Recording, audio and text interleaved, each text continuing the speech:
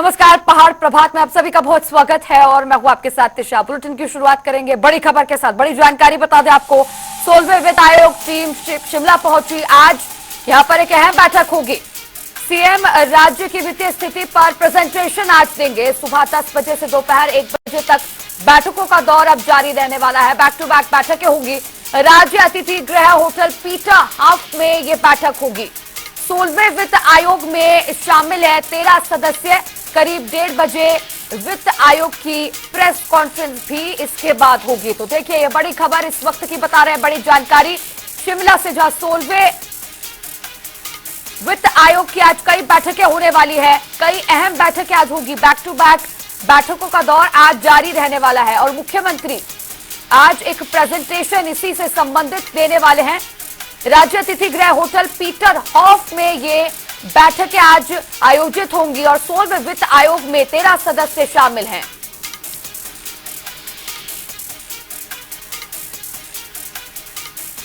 अब इसी पर और भी ज्यादा चर्चा करने के लिए हिमाचल ब्यूरो चीफ विकास शर्मा हमारे साथ जुड़ गए हैं फोन लाइन पर। विकास जी, आज मुख्यमंत्री सुखविंदर सिंह सुक्खू बड़ी प्रेजेंटेशन देने वाले हैं और 16वें वित्त आयोग की बैक टू बैक आज बैठकें चलने वाली है। फिलहाल इस पर क्या पूरा अपडेट, क्या जानकारी? देखिए, राज्य अतिथि गृह में आज एक बेहद ही महत्वपूर्ण एक दौरे पर जो है टीम आई हुई है। वित्त आयोग की टीम है, 13 सदस्य टीम में शामिल है।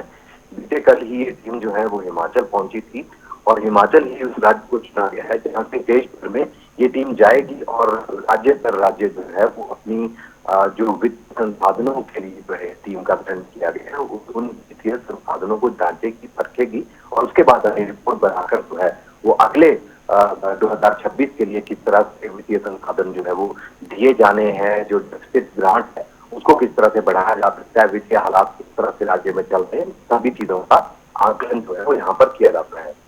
हिमाचल प्रदेश इसी महत्वपूर्ण है। देखिए, पिछले 1-1.5 साल का समय जो है वो नई सरकार को बने हो गया है।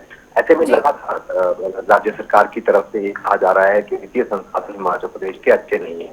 डेफिसिट ग्रांट जो है वो किस तरह से कम होती जा रही है। अगर इस बार अच्छे पैसे अगर नहीं मिलते हैं, प्रेजेंटेशन यहाँ पर बताई जाएगी, ये भी बताया जाएगा कि रेवेन्यू जनरेशन के लिए भी जो मोबिलाइजेशन के ऊपर यहाँ पर काम किया जा रहा है, वो क्या काम किया जा रहा है, कितना रेवेन्यू से अभी तक इकट्ठा हो रहा है, कितनी देनदारियां हैं और इन देनदारियों को लेकर आगे किस तरह से राज्य सरकार जो है रोड मैप बनाए हुए है। और दरअसल ये जो वित्त आयोग की जो ये टीम होती है, ये सिर्फ सरकार के साथ ही बैठक नहीं करती, इसके अलावा अलग अलग जो बड़े व्यापारी होते हैं या विपक्षी दल के जो राजनीतिक दल होते हैं, कई और दल के साथ भी ये लगातार बैठकें करते हैं और ये जानने की कोशिश करते हैं कि हिमाचल प्रदेश के यानी किस तरह से जो वित्तीय हालात है वो यहाँ पर रहेंगे। पिछली बार जो वित्त आयोग की जो टीम आई थी उसने जो यहाँ पर पैसा दिया था, उसके हिसाब से अगर हम देखें तो इस बार माना जा रहा है कि 7 से 8 हजार करोड़ की जरूरत जो है वो हिमाचल प्रदेश जैसे राज्य को है। अगर इस तरह से अगर रेवेन्यू के ऊपर अगर यहाँ से एक बड़ी मदद जो है वो इस वित्त आयोग की तरफ से अगर हिमाचल प्रदेश जैसे पहाड़ी राज्यों को मिलती है, तो कहीं ना कहीं जो सैलरी देनी है, जो कर्मचारियों को जो तनख्वाह देनी है, जिसके ऊपर लगातार संकट के बादल जो है वो छाए रहते हैं, तो ऐसे में वो बहुत ही आराम से जो है वो ये दिया जा सकता है। तो जानकार ये बताते हैं कि बहुत ही महत्वपूर्ण दौरा जो है ये कई मायनों में अहम जो है वित्त आयोग की ये टीम जो है दौरा रहता है। अब बात वही है कि सही तरीके से राज्य सरकार किस तरह से अपने राजस्व के घाटे को किस तरह से बताए और किस तरह से जो है हिमाचल प्रदेश जैसे पहाड़ी राज्य में जो संसाधन जुटाए जा रहे हैं राजस्व को लेकर, उसके ऊपर किस तरह से बेहतरी से प्रेजेंटेशन दे, ताकि अगले साल जो पैसा यहाँ पर 1 अप्रैल 2026 से मिलना है, अगले 5 सालों के लिए उसका रोड मैप पूरी तरह से बताया जाएगा। तमाम मंत्रिमंडल के सदस्य जो है वो होंगे और 3 दिवसीय ये दौरा रहने वाला है। आज 10 बजे से सुबह से लेकर बैठकें शुरू हो जाएंगी। दिन में 1:30 बजे जो है वित्त आयोग की तरफ से जो उनके अध्यक्ष है उनकी तरफ से एक प्रेस कॉन्फ्रेंस का आयोजन जो है वो किया गया है। इस प्रेस कॉन्फ्रेंस के जरिए ये बताया जाएगा किस तरह से चीजें रही हैं और क्या रिपोर्ट जो है वो यहाँ पर बनेगी और किस तरह से आगे जो रोड मैप है वित्तीय संसाधनों के परिप्रेक्ष्य में वो किस तरह से आगे चलना है, किस तरह से आगे चलना है। तो बहुत ही महत्वपूर्ण ये दौरा है और आज एक डिनर आयोजन भी राज्य सरकार की तरफ से किया गया है और देखना यही होगा कि राज्य सरकार अपना पक्ष किस तरह से रखती है और जो विपक्ष है या और राजनीतिक दल हैं जिनसे मुलाकातें आज हुई हैं, व्यापारी वर्ग के अन्य कई ऐसे जिनसे आज मुलाकात हुई होगी, बैठकें होंगी और उसके बाद कोई आखिरी फैसला जो है वो इसके ऊपर लिया जाएगा। जी बिल्कुल, जिस तरह से बताया कि क्या कुछ मुद्दे इस दौरान चर्चा के रहेंगे और बेहद महत्वपूर्ण ये दौरा माना भी जा रहा है, लेकिन आज 10 बजे से लेकर दोपहर 1 बजे तक बैक टू बैक बैठकें चलेंगी। एक नहीं कई बैठकें होंगी, तो क्या और भी कई मुद्दे हो सकते हैं, मुख्य मुद्दे जो चर्चा का विषय आज बन सकते हैं? देखिए, फिलहाल तो यही मुद्दे हैं जिनके ऊपर फाइनेंस कमीशन जो है वो अपनी बात रखता है, राज्य सरकार से पूछता है और सरकार के अलावा जो और कई ऐसे राजनीतिक दल हैं या और भी ऐसे वर्ग हैं जिनसे लगातार इस बारे में चर्चा की जाती है। उसके बाद जो राजस्व घाटा जिसे हम कह रहे हैं रेवेन्यू से ग्रांट जो होती है उसके ऊपर यहाँ पर बात होती है। तो दरअसल कितना घाटा हुआ है, क्या उसे पूरा किया जाना है, तो ये फाइनेंस कमीशन अपनी मदद जो है वो राज्य सरकार को देता है। पिछली बार जो है ये माना जा रहा है, जो जानकार बात कर रहे हैं वो बता रहे हैं 45 करोड़ के आसपास जो है वो अनुदान है। तो ऐसे में जो वित्तीय घाटा है वो जो पिछला बजट के अंदर बताया गया वो 10,000 से ज्यादा था। तो ऐसे में अगर ये जो राजस्व घाटा है, अगर तो इसको अगर हम अगले साल के लिए हम देखें तो 7,000 करोड़ से ऊपर का ये घाटा है। यानी 2026-27 के लिए ये जो राजस्व घाटा अनुदान है जिसे हम रेवेन्यू डेफिसिट ग्रांट कह रहे हैं, ये 7,000 करोड़ से ज्यादा का चाहिए होगा, ताकि जो कर्मचारियों की जो सैलरीज हैं वो नहीं जा पाएंगी और अन्य जो चीजें हैं जिसका पैसा सबसे ज्यादा खर्च होता है तभी ये हो पाएगा, नहीं तो ये पैसे की भरपाई करना बेहद मुश्किल होगा। और लगातार ये बात की जा रही है कि जो एनपीएस का पैसा भी हिमाचल प्रदेश का केंद्र सरकार के पास पड़ा है, जिसके ऊपर लगातार राजनीति होती रही, तो करीब 10 से 11,000 करोड़ के आसपास का वो पैसा है। तो वो भी हिमाचल प्रदेश को इस समय उस पैसे की जरूरत है ताकि ओपीएस जैसा जो अहम फैसला, क्योंकि यही घटनाक्रम जो है वो देखने के लिए मिला कि राजनीतिक तौर पर भी सरकारें जो है वो बड़े बड़े वायदे यहाँ पर किए जाते हैं चुनावों के समय में, क्या उसके धरातल पर उतारने के लिए जब एक रेवेन्यू जनरेशन की बात होती है कि पैसा कहाँ से आएगा, तो इस तरह से ये चीजें जो है वो भी डिस्कस की जाएंगी। हर पहलू को डिस्कस किया जाएगा, हर पहलू देखा जाएगा, सरकार अपनी बात भी बताएगी कि कहाँ से किन 1.5 साल के अंदर किस तरह से रेवेन्यू जनरेशन और रिसोर्स मोबिलाइजेशन के ऊपर किस तरह से काम। तो ये सारी चीजें जो है जरूर देखी जाएंगी, इनके ऊपर आज एक बड़े स्तर पर चर्चा होगी, बैठकें होंगी, बैक टू बैक बैठकें होंगी। अगले कल के भी धर्मशाला का दौरा जो है 3 का रहने वाला है। कुछ लोग जो है वो सुलभता के दौरे पर रहेंगे और जो चेयरमैन है इसके और उनके कुछ सदस्य जो है वो धर्मशाला के दौरे पर रहेंगे। तो हिमाचल प्रदेश से इसकी शुरुआत जो है वो की जा रही है, पेपर का दौरा जो है वो टीम करेगी और उसके बाद जो वित्तीय घाटे होते हैं, जो रेवेन्यू डेफिसिट ग्रांट होती है, उसके ऊपर चर्चा के बाद लिया जाता है। जी बिल्कुल विकास जी, तो मैराथन बैठकों का दौर आज जारी रहने वाला है, देखने को मिलेगा और कई मुद्दों पर आज चर्चा भी होगी जिनका जिक्र अभी आपने किया। फिलहाल आपका शुक्रिया जुड़ने के लिए और तमाम चर्चा मेरे साथ करने के लिए। रुकते हैं छोटे से ब्रेक के लिए, जल्द हाजिर होंगे कुछ और खबरों के साथ।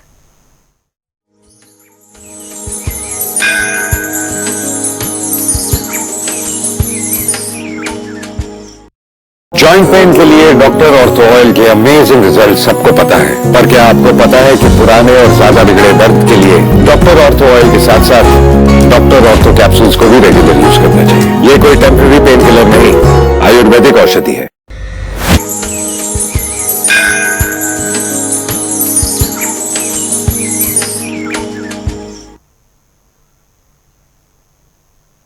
तो ब्रेक के बाद बुलेटिन में एक बार फिर से आप सभी का स्वागत है। बुलेटिन में आगे बढ़ेंगे बड़ी खबर के साथ, बड़ी जानकारी इस वक्त की बता दें। आज से 18वीं लोकसभा का पहला सत्र शुरू होने वाला है।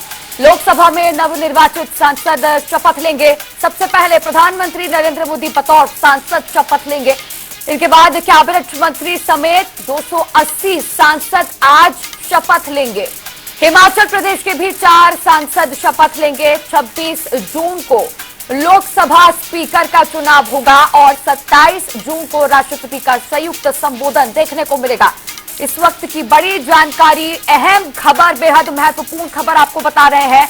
आज से 18वीं लोकसभा का पहला संसद सत्र शुरू होने वाला है। 10 दिनों तक ये सत्र चलेगा और इन 10 दिनों के दौरान कुल 8 बैठकें होंगी और आज प्रधानमंत्री नरेंद्र मोदी बतौर सांसद के तौर पर शपथ लेंगे, शपथ ग्रहण करेंगे और पीएम मोदी के साथ साथ उनकी पूरी कैबिनेट बतौर सांसद के तौर पर शपथ लेगी। इसी के साथ 280 सांसद भी आज शपथ ग्रहण करेंगे और प्रोटेम स्पीकर सभी सांसदों को, नवनिर्वाचित सांसदों को शपथ दिलाएंगे। जानकारी के लिए बता दें कि हिमाचल प्रदेश के 4 सांसद भी आज शपथ लेंगे, शपथ ग्रहण करेंगे। प्रोटेम स्पीकर सभी को शपथ ग्रहण करवाएंगे। इसके बाद 27 जून को राष्ट्रपति का संयुक्त संबोधन होगा और लोकसभा स्पीकर का चुनाव भी इसी दौरान, इन्हीं 10 दिनों के दौरान होगा। और आज से 18वीं लोकसभा का पहला सत्र शुरू होने जा रहा है। 3 जुलाई तक ये सत्र चलने वाला है। 10 दिनों तक चलने वाला ये सत्र।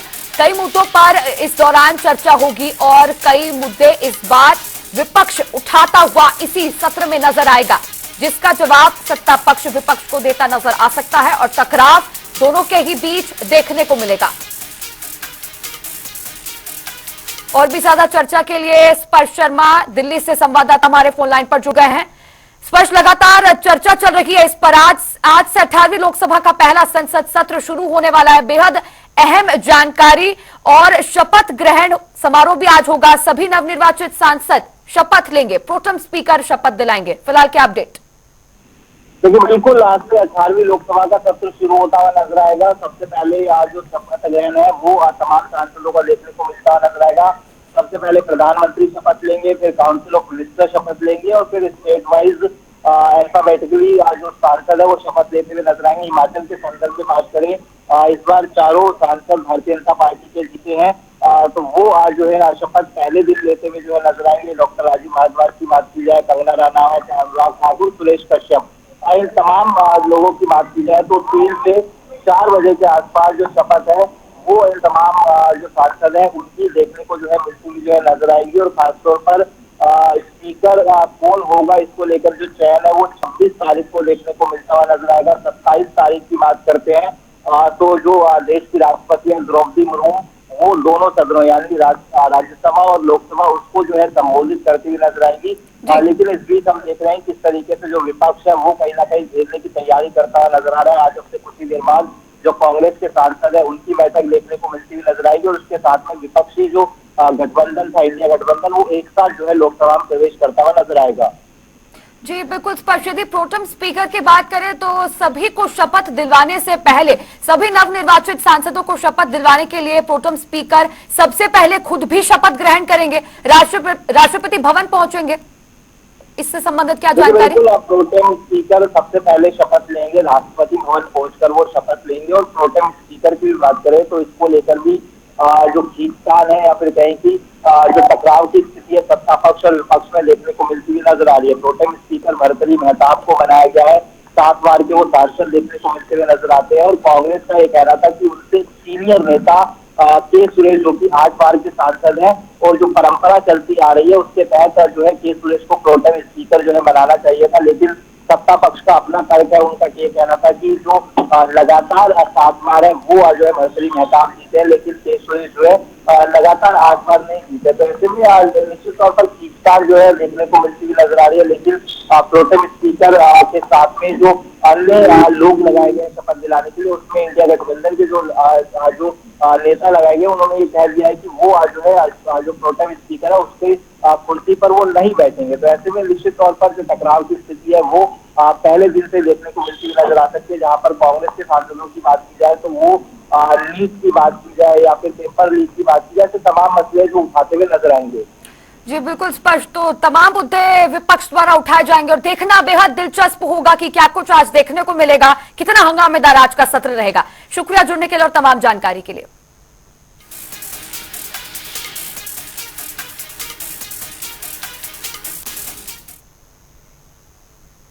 हिमाचल प्रदेश में आगामी 10 जुलाई को विधानसभा उपचुनाव होने हैं। इस चुनाव में देहरा सबसे हॉट सीट मानी जा रही है, क्योंकि इस सीट से कांग्रेस ने मुख्यमंत्री सुखविंदर सिंह सुक्खू की पत्नी कमलेश ठाकुर को चुनावी मैदान में उतार दिया है, जिसको लेकर सीएम सुक्खू ने भी चुनाव प्रचार शुरू कर दिया है और कमलेश ठाकुर के पक्ष में जनता से वोटिंग की अपील भी की है। तो वहीं बीजेपी प्रत्याशी पर भी निशाना साधा। आज मैं वैसे चिन्नौर तो मैं कई बार आया हूँ, पर मैं माथा टेकने के लिए आता था। आज मैं आपके पास मंदिर में तो हमने माथा टेका ही, लेकिन आपके पास मैं आज कुछ सवाल पूछने आया हूँ और अपने लिए, अपनी कांग्रेस की प्रत्याशी के लिए सहयोग मांगने भी आया हूँ। आपने इस क्षेत्र से 2022 में जब वोट डाला होगा तो आपने ये नहीं कभी सोचा होगा कि दोबारा भी आपको 1.5 साल में ये, मैं प्रदेश का समग्र विकास चाहता हूँ। इतने में ये उपचुनाव आ गए। इस उपचुनाव में आपने यहाँ के विधायक को ये जरूर पूछना है कि हमने तो आपको 5 साल चुनकर भेजा था, आपने अपना इस्तीफा क्यों दिया, उसका कारण जरूर पूछना है। नालागढ़ विधानसभा क्षेत्र में 10 जुलाई को उपचुनाव होने हैं, जिसको लेकर बीजेपी, कांग्रेस और अन्य निर्दलीय उम्मीदवार अपने अपने चुनाव प्रचार में लगे हुए हैं। इसी को लेकर नालागढ़ कांग्रेस पार्टी से प्रत्याशी बाबा हरदीप सिंह भी पहाड़ी हल्के रामशहर के 3 दिवसीय दौरे पर हैं। इस दौरान उन्होंने रामशहर में कई पंचायतों का दौरा किया और इस 1 दिवसीय दौरे के दौरान उन्होंने अपना चुनाव प्रचार कर लोगों से वोट की अपील भी की है। स्पष्ट तौर से कह देना चाहता हूँ, किसी प्रकार का भी मान सम्मान और काम में कोई कमी नहीं आएगी, ये मैं विश्वास दिलाता हूँ। और मैं धन्यवाद करता हूँ अपने क्षेत्र की जनता का। हमारा चाहे चंगर क्षेत्र है, चाहे परगना प्लासी है, शहर है और आज ये पहाड़ी क्षेत्र है, हर तरफ से जो है बहुत बड़ा आशीर्वाद जो है मुझे आने वाले समय में मिलने वाला है। और मुझे विश्वास है लोगों की भावनाएं जो है आज मैं उनका सम्मान करता हूं। नालागढ़ विधानसभा क्षेत्र से बीजेपी प्रत्याशी कृष्णलाल ठाकुर ने खेड़ा पंचायत का दौरा किया। इस दौरान उन्होंने नुक्कड़ सभाओं में प्रचार प्रसार किया, साथ ही लोगों से अपने पक्ष में वोट करने की अपील की। वहीं उन्होंने प्रदेश सरकार पर भी जमकर निशाना साधा। उन्होंने कहा कि प्रदेश की कांग्रेस सरकार से जनता त्रस्त हो चुकी है और ये सरकार हर फ्रंट पर फेल हो गई है। बड़ा अच्छा उत्साह जो है आज खेड़ा पंचायत के लोगों में मुझे दिखा। वैसे भी बहुत बड़ी पंचायत है ये, हर जाति धर्म के लोग यहाँ रहते हैं और हर वर्ग के लोग हमारे साथ हैं। भाजपा के साथ है, विकास के साथ है और दोनों जो कैंडिडेट है उसका तुलना करते हैं तो लोग हमारे साथ बहुत ज्यादा आते हैं। इसलिए मुझे पूर्ण विश्वास है कि आने वाली 10 तारीख को भारी मतों से नालागढ़ से भाजपा प्रत्याशी विजय होगा। उसमें खेड़ा पंचायत का विशेष योगदान रहने वाला है, ये मैं आज अनुभव कर सकता हूँ। और ये सब जो हमारे मोदी जी की भाजपा की नीतियां है, विकास का एजेंडा उनका है, भाईचारे का एजेंडा उनका जो है, उसकी वजह से है। और प्रदेश में जो यहाँ कांग्रेस की सुक्खू जी के नेतृत्व में सरकार है, उससे त्रस्त है लोग। वो हर फ्रंट पे फेल है, दूसरी गारंटियों को सहारे आई है। नूरपुर विधानसभा के निवासी और म्यूजिक डायरेक्टर आयुष इकबाज ने अपने बचपन के सपने को पूरा किया है। आयुष इकबाज को HIV की ओर से हिमाचल म्यूजिक डायरेक्टर के अवार्ड से नवाजा गया है। आयुष ने बिना प्रोफेशनल ट्रेनिंग खुद की मेहनत से म्यूजिक की धुन बनाना शुरू कर दिया और आज उन्होंने हिमाचल प्रदेश में अपना अलग ही नाम बना लिया है। मेरा सफ़र शुरू हुआ था बचपन से। म्यूज़िक का शौक़ मुझे अपने पापा के थ्रू मतलब मेरे अंदर आया। उन्होंने मुझे मतलब म्यूज़िक कीबोर्ड जो होता है वो मतलब एक धुन सिखाई उन्होंने, मेरा वहीं से इंटरेस्ट जाग गया था म्यूज़िक के लिए। दैन मैंने फिर यूट्यूब से म्यूज़िक सीखा और आगे बढ़ता गया। ये जो अभी आपको अवार्ड मिला है, ये किस लेवल का और किस विषय में मिला है? ये है मतलब हॉलीवुड की तरफ से, जो हिमाचल के अवार्ड फंक्शन करवाते हैं। मतलब 2 साल के अंदर जो जो गाने मतलब हिट हुए और जिन्होंने बहुत अच्छा काम किया है, उनके द्वारा मतलब पूरे हिमाचल में जितने भी आर्टिस्ट हैं उनको अवार्ड्स दिए गए हैं। तो मुझे मिला म्यूजिक डायरेक्शन के director as a music producer, मुझे इस अवार्ड का अवार्ड मिला best music producer in HP right now. Rajgarh में मौसम के मिजाज में बदलाव देखने को मिल रहा है। बीते 2 दिनों से दोपहर के समय यहां पर रोज बारिश होती है, जिस वजह से क्षेत्र के तापमान में भी गिरावट आई है।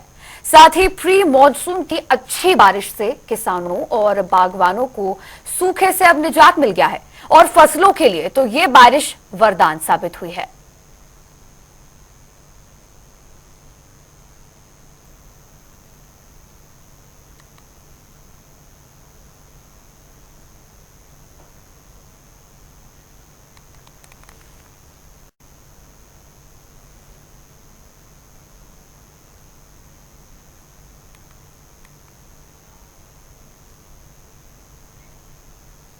नालागढ़ विधानसभा क्षेत्र से आजाद प्रत्याशी हरप्रीत सैनी के पक्ष में महिलाओं ने चुनाव प्रचार किया। इस दौरान महिलाओं ने हरप्रीत सैनी के पक्ष में घर घर जाकर लोगों से वोट करने की अपील की। वहीं महिलाओं ने कहा कि क्षेत्र की जनता पूर्व विधायक से परेशान है, क्योंकि उन्होंने जनता के साथ धोखा किया है और उन्होंने क्षेत्र की जनता को बेचकर विधानसभा की सदस्यता से इस्तीफा दिया है। हम मुडियारपुर में और नारनवाल में सब जगह गए और लोगों से हमने अपनी लोगों की बातें सुनी और हमने भी कही। हरप्रीत सैनी ने बहुत से काम करवाया और हरियाणा ने भी बहुत से काम करवाया, इससे लोग बहुत खुश है और सभी वोट हरप्रीत को देना चाहते हैं। उन्होंने कोई काम नहीं करवाया, सभी लोग ऐसे बोल रहे हैं और सभी ऐसे कह रहे हैं कि हम हरप्रीत को ही वोट देंगे। में पिछला जो इलेक्शन हुआ है, हम उनके बारे में, विधायक के बारे में ऐसा कहना चाहते हैं कि कोई काम नहीं करवाया और हमारे जनता से 13,000 वोट लेकर आगे जाकर उन्होंने वोट हमारी बेच दी और कोई काम नहीं करवाया नहीं है। इससे सभी जनता पर करोड़ों रुपये का खर्च हो रहा है। दोबारा इलेक्शन हो रहा है और हरप्रीत को हम सबने चुना है और सब उसको वोट दें।